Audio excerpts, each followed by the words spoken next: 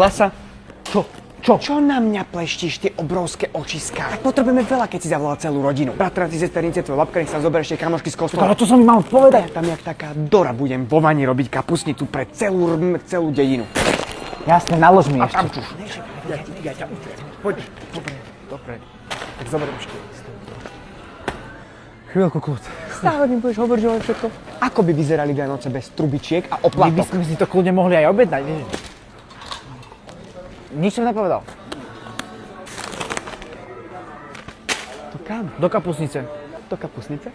Slivky do kapusnice. To je blbosť. Ty sa mi skrývaš? Ježišmaria. Ne, ja sa ti neskrývam, ja som sa úplne stratil. Ešte že? Lebo budeme potrebovať tretí vozík. Ja ale nechápem, prečo si nemôžeme objednať ako každý normálny človek, sa tu trepíme v zápkach a... Ty mi bežáš, prečo mám robiť? Poďme. Počúvaj ma. Prečo my si to neobjedneme cez domov? Ale veď to ti rozprávam celý čas, že si to objednajme. To si hovoril asi s nejakou inou ženou. Tebe som to rozprával.